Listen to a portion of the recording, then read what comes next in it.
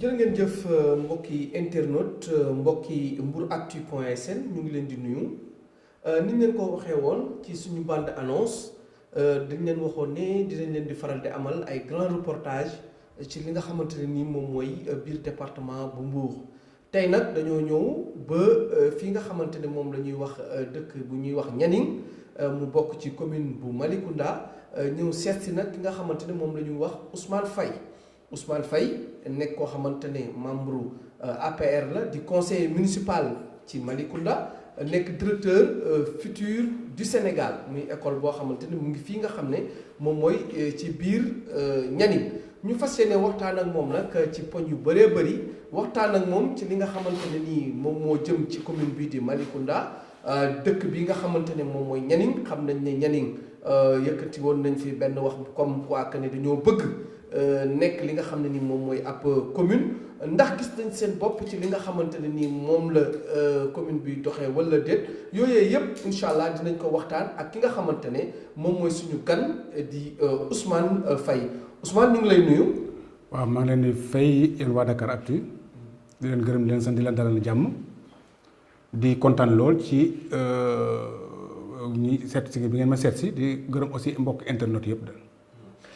alors Ousmane présenté naa la ci casquette yu bëri. d'abord li may njëkk rek moom mooy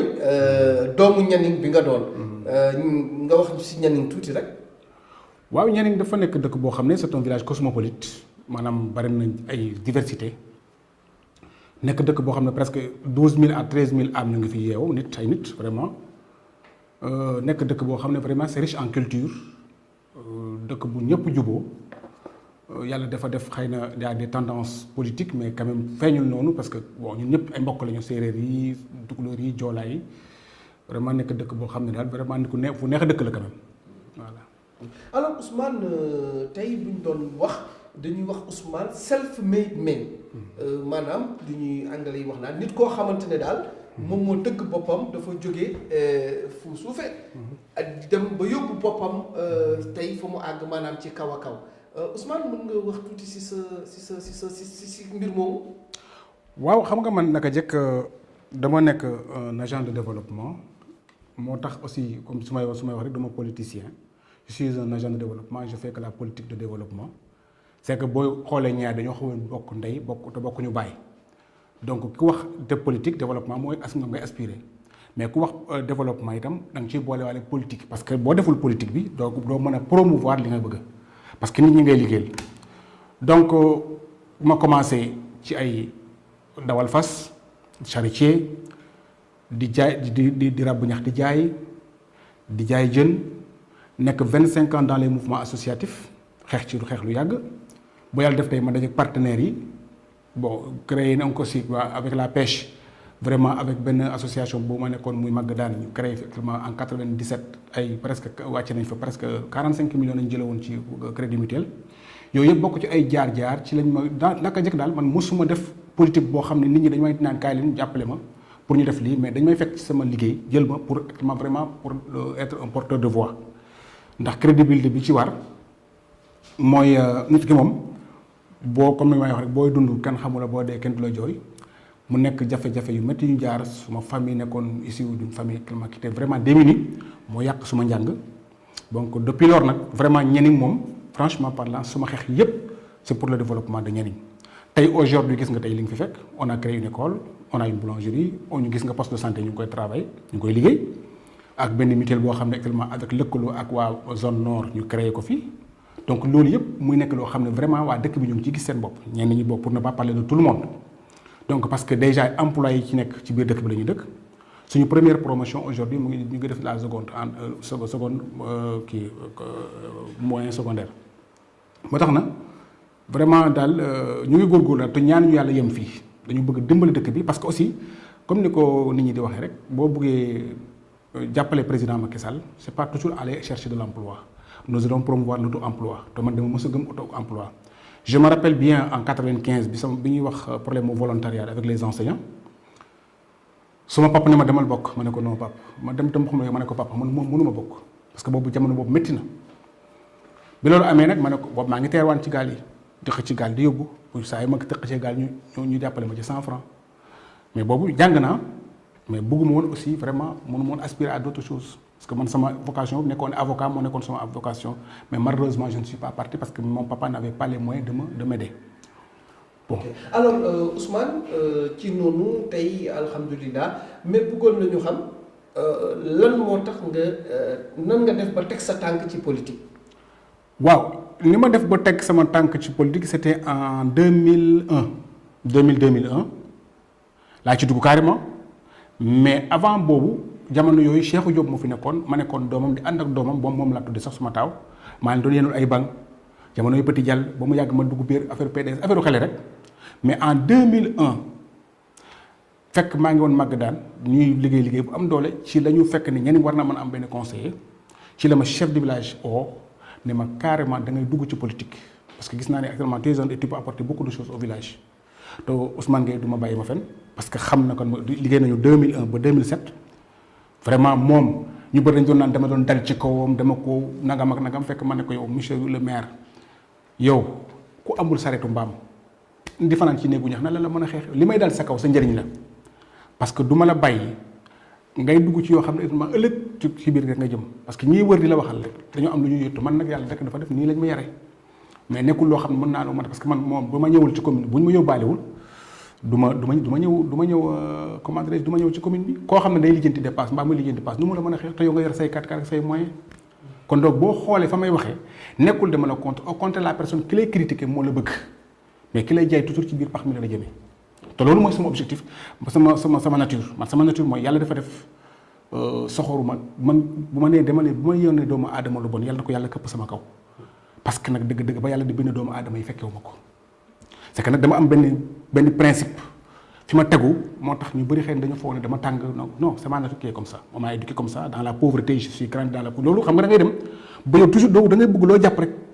mu avancé parce que li la dal bu doo bëgg mu dal say morom. noo def ba dugg ci tey nekk conseiller municipal ci mairie bi nga xam ne waa APR ñoo ko yor muy Maguette Sène. très bien comme ni ma la ko wax historiquement parlant bi may dugg ci parti ci PDS jamono yooyu chef de village moo ma dugal ma dem ba 2007 ñuy def liste conseiller municipal yi ñu dugal ma 3e sur la liste majoritaire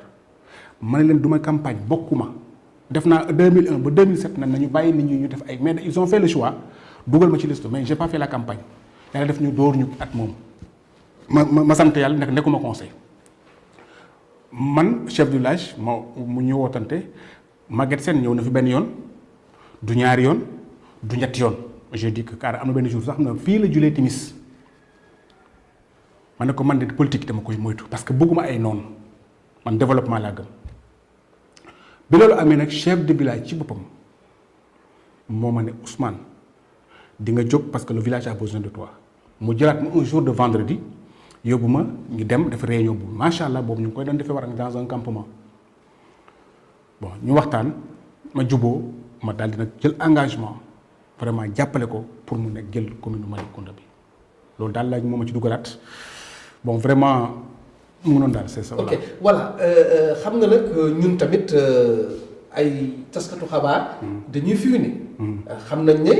donte tey conseiller nga. mais déggoo ak équipe municipale bi fi nekk. lan moo indi ñàkk déggoo boobu ñàkk déggoo ci ay principe la ci ay xalaat la wala lan la. bon franchement parlant ñàkk déggoo amul ci équipe bi sax man ak ñoom xam nga la moom. peut-être réeroo la. réeroo.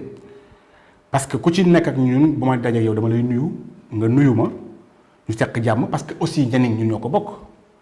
donc li keneen di xeex moom lay xeex li keneen di xeex keneen loolu lay xeex tey pour wax la pour vous dire vrai madame le maire a ngi fii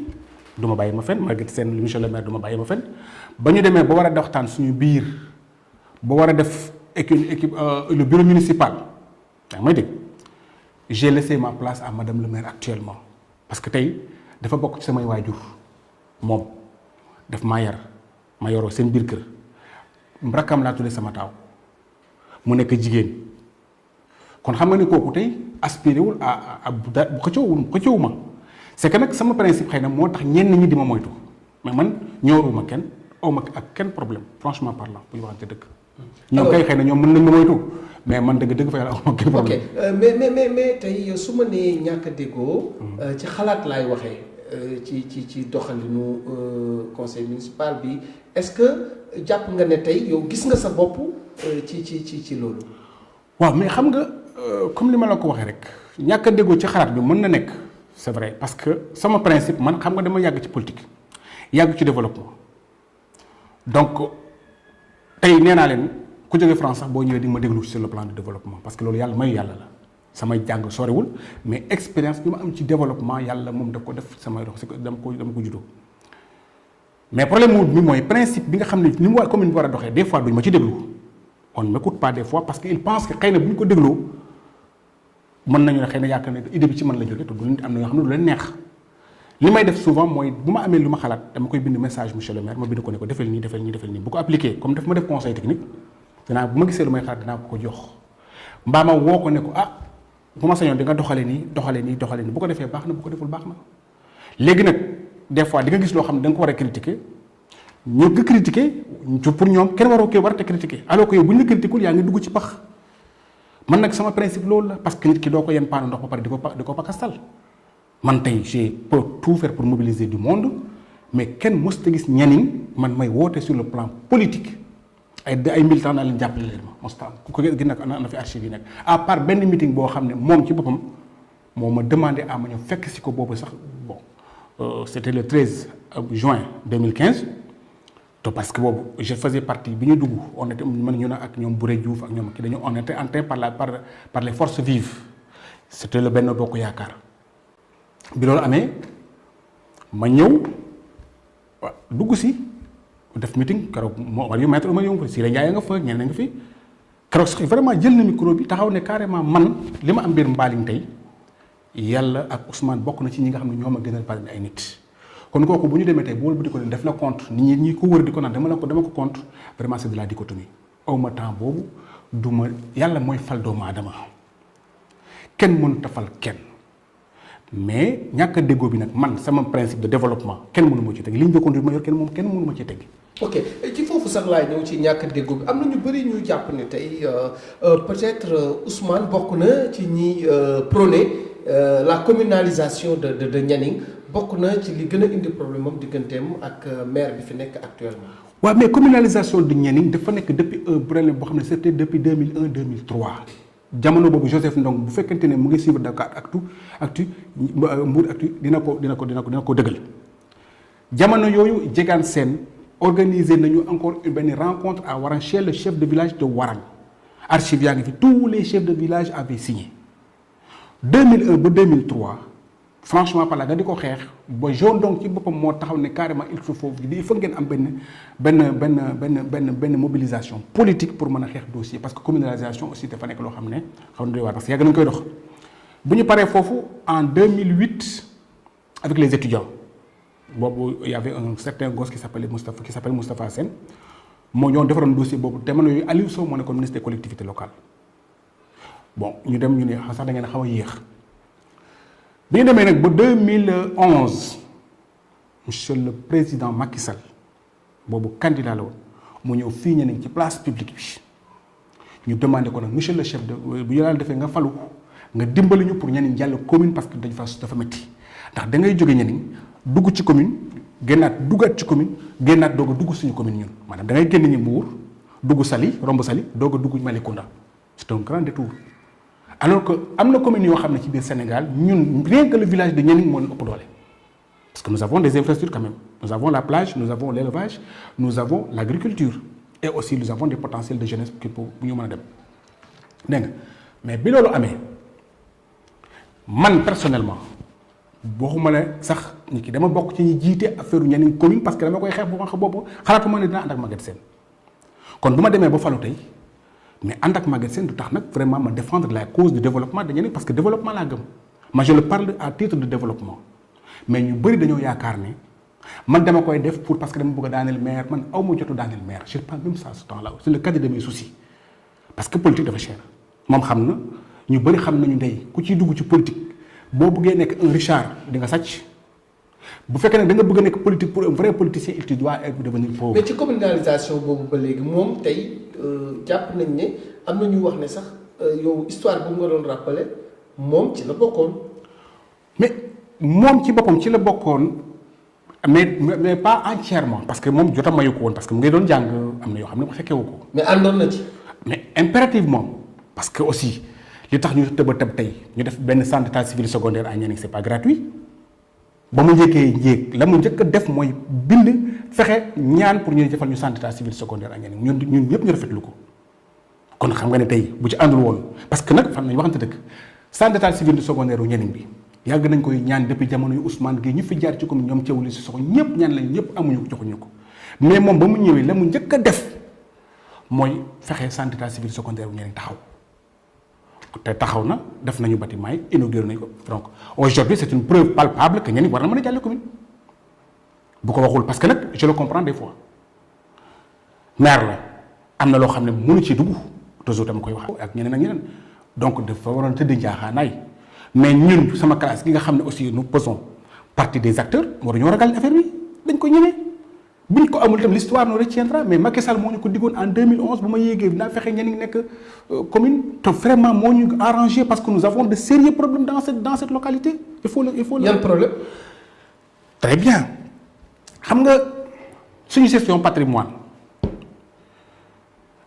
ñun ñoo ko mën a gérer suñu bopp yow Aliou ma dénk la sama xaalis bokkul ak ma dencal ko sama bopp parce que aujourd'hui Nianing am na gare routière chaque jour yéen a ngi gis taxi yi dem di ñëw domaine de Nianing ak Club Aljana fii la ñu samp il faisait beaucoup d'argent pour la commune de Malicounda nous avons presque 3000 hectares de forêt mën nañ fa def créer benn réserve boo xam ne tey visiteurs yi les touristes mën nañ fa ñëw nous avons une grande plage bu mën a abriter un port de pêche un quai de pêche pour ne pas parler d'un port am nañu fii combien de personnes ko ñaata boutique yu mën a def taxe diggante Gagna ak Nianing bokkoon na ci projet yi ma ko ñaanoon moom monsieur le maire bu ñu yéegee nañ ko réaliser parce que dañu ne dañuy def 2 marchés dans la zone sud et dans la zone nord zone sud bi def na ci Foirail mais ça c'est sur la route de Kaolack mais entre Nianing ak Gagna on doit mettre là-bas un marché pour permettre à certaines populations de s'épanouir parce que nag c'est bien que ñuy dugal ndox di dugal courant mais nit ku amul lu mu lekk lu muy fay ndox ak courant te y a un problème foofu laay waxee donc bu fekkente ne nag dañoo dund ci yooyu te defuñu lañ ko war a doxale donc toujours on me prendra comme un opposant mais non moi je n'ai pas le temps de doo dégg mukk ma taxaw. voilà Ousmane am na beneen phénomène yaa ngi wax sànq ci patrimoine foncier bi am na ay hôtel yu fi nekk. ku ci mel ni Baratal dégg nañ ko jënd na domaine dañ nañu. mais dégg nañ ci seen i ñaxtu aussi que ne loolu xamoo leen ci dara ba léegi. man bi ñuy xeex ci Nianing ba tey protocole yi lié parce que nag le président Macky Sall dafa voté loi boo xam ne suñu gestion terroir dañu ci gën a gis suñu bopp. kon patrimoine bu toll nii ay 200 hectares muy Club Aljana domaine de Nianing waruñoo nekk fii ba pare nit ñi di inquiété wu ci fan nañu mën a def yenn projet yi Baratal jënd na ko on n'a amuñu benn information par rapport aux clauses d'achat contrat yi ñun domaine de Club Aljana ñu ne Club Med moo ko jënd tey chaque jour ñu ne la décembre mu ubbi ñu ngi commencé liggéey bi toj xeer yi fii yëpp dëkk bi boo gisee ay xeeru doon Club Aljana kese la population bi di yaakaar te Nianing nag dafa nekk une population boo xam ne c'est une population très disciplinée ay nit ñu yaru ñoo dëkk biir Nianing parce que nag ñu bëri ñu ngi ñaxtu ci dëkk yu bëri ñu ngi ñaxtu mais pour nga dégg ci Nianing c'est très rare bu ñu ñaxtoo rek booy waxtaanee ñoom ñu dal et surtout nag la jeunesse. mais amoo leen ci benn kii. amuñ ci benn écho amuñ ci benn man je l'ai demandé parce que temps yële ñëw nañu fii naan dañuy recenser ñoom des hommes politiques je ne sais pas qui ay boy jeunes ñu dañuy recenser pour bu hôtel yi ubbee ñu dugal fi jeunes yi ñu recenser pour am 2000 jeunes à Nianing. ma ne mais loolu c'est de la poudre aux yeux comment se fait-il ngeen mën di wax ni da ngeen di jël ay jeunes yooyu ngeen di recruter jeunes yi ndax da ngeen di defal benn liste pour am benn mémoire par rapport actuellement ak chômage bi Nianing mais où sont les autres 9 10 villages te boo boolee ñaari hôtel yi parce que ñaari hôtel boo boolee seen personnel du mën a dépasser 700 kon loolu bu fekkente ne politique moo tax ñu koy def mbaa ñu ne dañu bëgg a fal président Macky Sall ñu ngi def erreur ndax suba bu ñu taxawaatee ci jeunes yi actuellement jeunes yi mën nañ leen weddi te am na loo xam ne mënut a nekk c'est pas possible. est-ce que mën nañ jënd jàpp nga ne yow nga nekk ci conseil municipal bi ñu jënd lu mel noonu ci gox bi te mairie bi xamu ci dara. waaw mais loolu mooy c'est la question que je me pose mais boo ci poser question nit ñi dañ koo contre mais man Maguette Sène falu ma non falu ma man maa ko fal Maguette Sène falu ma Maguette Sène falu ma man maa ko fal man ñeneen nga ma fal c'est les populations ñam laa war a jaamu mais war ma jaamu Maguette Sène dama ko exécutant la yaakaar bu ñu am ci moom ñu fal ko la te yàlla def na aussi vraiment il fait des réalisations quand même il faut le reconnaître quand même mais nag ça ne va pas empêcher que man Ousmane Faye may wax ci sama développement dëkk foofu kenn mënu ma ko tere même bu dee benn nit mooy ànd ak man ci dëkk bi dinaa ko def ça j'assume toutes mes responsabilités. kon yéen ñi da ngeen bëgg a jàpp ne daal dañ leen xaw a fàtte tuuti ci poñ yu bëri. xam nga tey aujourd'hui actuellement boo xoolee li tax dëgg tey centre d'état civil secondaire vraiment c'est un allègement pour les populations c'est un grand salut il faut reconnaître ñaari pont yi c'est un grand salut mais pont kenn du ko lekk centre d'état civil secondaire kenn du ko lekk xam nga li am solo mooy nañu créer niche de développement yoo xam ne dina permettre population bi am ay emploi jeunes yi jigéen ñi bu ñu jógee mais bu duggee boo fi duggee fii ci awka àll bi mais frère de Sacré-Cœur yi ñoo allé abal foofu jigéen ñi nga dem fële au niveau du barrage mais ñi jigéen ñëpp ñu ngi fay yëngatu mais bu ñu amoon benn marché boo xam ne waa Mbour waa Kaolack dañu ñëw di jaay si fii mu nekk benn échange mais dëkk boo dem monsieur Abba boo laajtee ñu ne la ana marché bi nga ne amul mais taxul parce que marché moom mooy poumon wu dëkk. kon amoo leen marché. marché bi amuñu ko on en a pas. mais waxante woon ngeen ko ci campagne bi. mais on en a très clair 2 marchés la ñu promouvoir benn zone nord benn zone sud man fan yële fàttali naa ko ça fait presque depuis avant l'hivernage nee naa ko kon ci biir conseil municipal aussi jóg naa à main levée ma ne ko monsieur le maire bu ñu fàtte la ñu digoon zone sud dañu leen bu ñu paree dañu leen defal benn marché même bu dee dañ ko dul tabax fexeel fii ñu délimiter ko def ko benn nganda pann ñu xam ne actuellement pour marché petit marché ñeneen ngi la. parce que nag bu ñu amul marché déjà c'est un intérêt pour la commune c'est un grand intérêt parce que dañuy xel di fay ay taxes ñaata milliards Sandiara lu ko may doole Touba dafa am géej jaww bi amul géej kon aujourd'hui échange moom mën a tax dëkk à développer parce que ça c'est les marchés internationaux boo xoolee fu mel ni Nguéniène fu mu situé wu ci fond te sax mercredi nit ñi dem fa nga xool fu mel ni Mbafay ay dëkk àll bi ay Mereto mais loolu moo tax may wax. man lépp lu ñu jëm ci développement je accepte man je ne critique personne jotewuma kii parce que la am na loo xam ne problème yoo xam ne man bu naree am man maa ko moom ñoo koy régler mais du ma ko jaay sur la place publique di wax loo xam ne tellement leer na ma ne tey lu yàq dara man du ma yàq dara doomu aadama parce que suba yàlla mën na ma fal te boobaa du ma bëgg man sama bopp yàqal doomu aadama nit kenn du ko kenn matul. kon xeexu communalisation Nianing tey la wàllu gën a ay wala génn ngeen ci. man du ma ci génn bu goutte bi génnoon bu desoon benn goutte dinaa ko wax parce que tey dafa nekk une promesse te dañuy ñaan le président Macky Sall lillaahi wa rasuli mu jàppale ñu te yàlla tax jàllale ñu ne commune ñu mën a am jàmm parce que vraiment sonn nañu on est très fatigué parce que bu fekkoon ne Nianing jàll na commune dinañ bàyyi ni domaine de Nianing foog naa dinañ ci wax lu leer duñ fa bàyyi noonu club Aljana duñ ci wax lu leer. 3000 hectares de forêt yi ñu am bu ñu ko defoon benn ngandab réserve def ci ay animaux def ci diversité actuellement ak ay forêt ni comme Bandia nit ñi di ko visiter mais ñaata ressources la mën a génnee. waaw mais mënoo leen xeex bi aussi te àndoo leen ci ak seen njiit lan xeex boobu lan la ci seen njiit Maguette Sène taxawee. Maguette Sène n'est pas contre entre guillemets mais pour man dafay moytu dafa am na foo xam ne dama ko ci comprendre mais man ñu ko xam nga li ma gën a métti mooy ñi koy naan Ousmane daf lay xeex. ci wàllu communalisation jusqu'au dernier mot je vais parler toujours de Nianing commune parce que man tey en tant que maire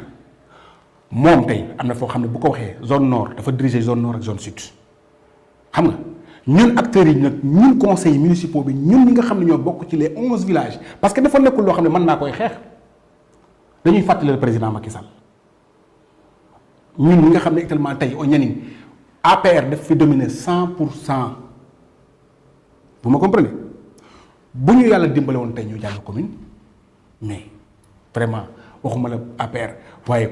zone de Nianing dañ ko dafa nekk ci parmi les gros villages de la commune de Malicounda te nag chance bi mooy tous les 11 villages xam nga bu doon tey dama jóg ñu jékki-jékki wu jóg ci commencé ko dossier bi yàgg na monsieur Ba ndax jamono yi Thiewly Sox def nañu dossier ba mu yegg ci table bi ñu defal ko délibération ci conseil rural bu Thiewly Sox kon dossier bi accepté woon nañ ko approuvé woon nañ ko sax la pour ne pas parler d' acceptation kon léegi dossier boobu nekk ci Thiewly te kon comme état continuité la te délibéré woon nañ ko li ma gënal rek mooy ñu xoolaat dossier bi jàppale ñu uniquement pour vraiment ñu dañ ab yalwaan dañuy defal monsieur le président Macky Sall te di ko ñaan rek tamit mu dimbali ñu ci loolu. alors Ousmane sa kàddu bu mujj. suma kàddu bu mujj mooy gërëm waa Dakar waa Mbouractu c'est que di leen gërëm itam ci intention bi ngeen am ñëw seet si ma parce que man vraiment j'aime pas les médias mais yow comme yàlla dafa def mënuma la rëcc yàgg nañu te aussi vraiment di la ñaanal fii nga nekk tey muy Dakar Actu muy Mbouractu ba ngay jógee Rendo FM man di la suivre man je te suis au millimètre près parce que vous êtes un journaliste vraiment qui a une influence par rapport ak da nga ko seq ak doomu aadama yi tey dëkk mi am na ñoo xam ne bu ñu ma woon tey du ma dem am na ñoo xam ne ay journalistes woo nañ ma may leen du ma wax parce que man je n'ai rien à jóguma pour xeex dara man ku ma oo ci développement nag lépp loo pare pour mu bëgg waxal ak man ci développement mais politicienne kii na contre kii mbaa kële na contre kële aw ma temps boobu parce que nag yàlla dafa def monsieur Ba fii nga ma fekk moo gën a métti commune foofu mais nag yàlla fii la mën a toog nit ki nag boo bëggee gudd fan da ngay moytu luy saf nga bañ koo def fu tukulóor yi nga xam ne luy saf ci bool bi yëpp nga bëgg ko dugal si biir bii boo paree hôpital nga jëm ku ci nekk da ngaa am waar booy bind ci béy ci àddina waar boobu nag mooy li nga xam ne ku nekk yàlla def la jox benn place bi nga war a béy kon béy ko mu mokk donc am na fu béy waar bi may béy moo tax je ne veux pas faire de bruit yow xam nga li ñu fi investir fii xam nga ne du caaxaan yal nañu yàlla jàppale guddal fan yi vraiment mu dugg ci nopp président de la république xam ko ne actuellement ñun waa Nianing vraiment ak 11 villages yi ñu ngi koy ñaan dossier bi yàgg na def nañ ko délibération mu dimbale ñu jàllale ñu suñu dëkk bii di Nianing benn ab commune. jërë ngeen jëf chers internautes de mbouractu.sn ñu ngi leen di jaajëfal bu baax a baax mu nekkoon seen grand reportage tey nag ñu ñëwoon fii nga xamante ne moom mooy ci diwaanu Nianing fekk si fi Ousmane Faye agent de développement conseiller municipal membre de l'APR pour waxtaan ak moom ci yenn ci yi nga xamante ne am na ci commune am ci dëkkam ñu amoon ci caméra bi Cheikh Ba donc di leen jox rendez-vous très prochainement ci beneen numéro grand reportage.